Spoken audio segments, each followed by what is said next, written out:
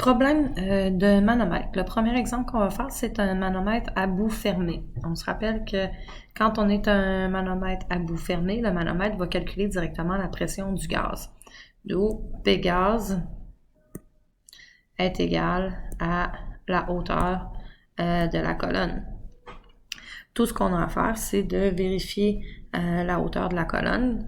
Dans cette colonne-là, on est en centimètres de mercure. On est principalement ici à 65 cm de mercure et ici à 35 mm de mercure, cm de mercure, excusez, ce qui nous donne 30 cm de mercure.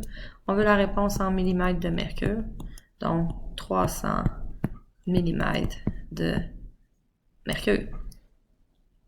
Pour le deuxième exemple, on peut se rendre compte que ici, on est à bout ouvert comparativement à dernier numéro, où est-ce que le bout était fermé. Lorsqu'on est à bout ouvert, il faut tenir compte de la pression atmosphérique. Dans ce cas-ci, notre pression atmosphérique est de 750 mm de mercure.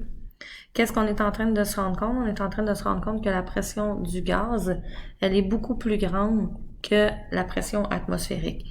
Donc, P gaz est plus grande que la pression atmosphérique.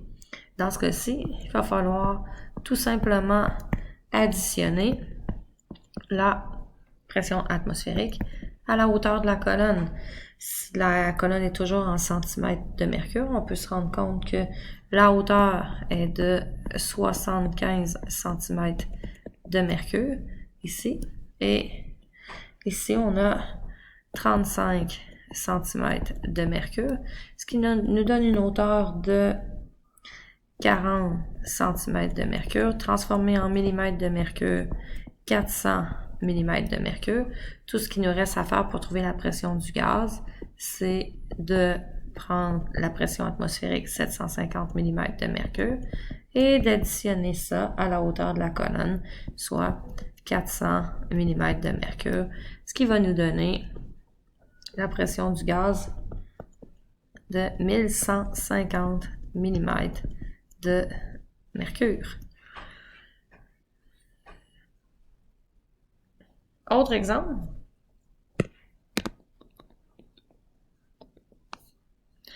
Dans ce cas-ci, la pression du gaz est beaucoup plus grande.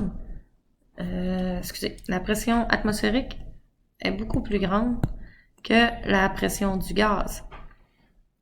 Qu'est-ce qu'on a dans ce cas-là quand la pression du gaz est plus petite que la pression atmosphérique? Il faut tout simplement enlever la hauteur de la colonne. Donc, P gaz va être égal à la pression atmosphérique qu'on a ici, moins la hauteur de la colonne. Trouvons la hauteur de la colonne qui est en centimètres de mercure. On a 45, donc 45 cm de mercure, moins 20, juste ici, centimètres de mercure. On trouve 25 cm de mercure. La hauteur en millimètres de mercure va nous donner 250 mm de mercure. Qu'est-ce qu'il nous reste à faire? Pression du gaz est égale à... Et là, il nous faut une pression atmosphérique en millimètres de mercure. La donnée était en kilopascal. Avant de pouvoir soustraire la hauteur de la colonne, il va tout simplement falloir changer les unités. On sait que 101,3 kPa est égal à 760 mm de mercure. Nous, on a 101 kPa. Donc, le produit croisé devrait nous donner 758 mm de mercure. Et là, on va pouvoir tout simplement faire 758 mm de mercure moins le 250 mm de mercure et la pression du gaz va être de 5 508 mm de mercure. Ce qui m'intéresse, c'est de faire des problèmes légèrement plus complexes. J'ai pris juste un système. La question nous dit indiquer la pression de chacun des gaz contenus dans les systèmes suivants. Mais là, j'ai pris... Il y a deux systèmes. Et ce qu'on veut trouver, c'est tout simplement la pression qu'il pourrait y avoir dans chacun des manomètres. Fait que si on regarde bien, ici, la pression atmosphérique va influencer. Et on nous dit que la pression atmosphérique est de 765 mm de mercure. Donc, on va commencer par le gaz B. Celui-là. Donc, gaz B. Qu'est-ce qu'on sait? On sait la hauteur de la colonne. Donc, on peut trouver la hauteur de la colonne en sachant que la règle est en centimètres de mercure. La hauteur va être de 40 cm de mercure moins 10 cm de mercure, ce qui nous donne 30 cm de mercure. On met ça en millimètres de mercure, donc 300 mm de mercure. Maintenant, comme la pression du gaz est plus grande que la pression atmosphérique, on va pouvoir dire que P gaz est égal à la pression atmosphérique plus la hauteur de la colonne pour le gaz numéro B. Donc, P gaz va être égal à 765 mm de mercure plus 300 mm de mercure, ce qui nous donne 1065 mm de mercure. Une fois qu'on a fait ça, on peut facilement s'attaquer au gaz A.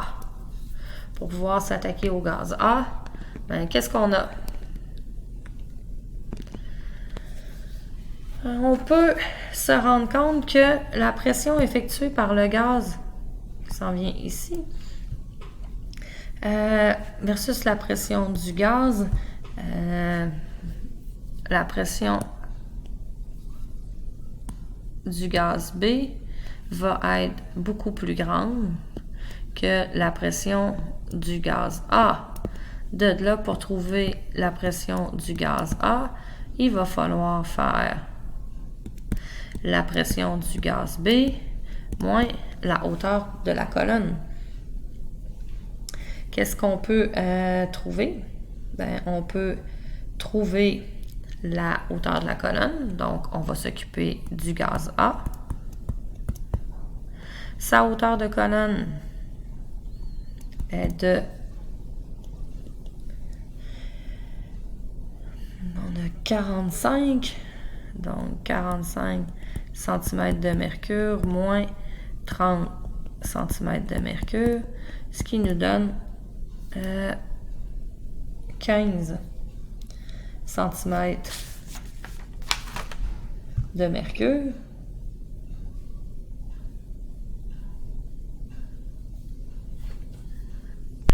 cm de mercure. En millimètres de mercure, 150 mm de mercure.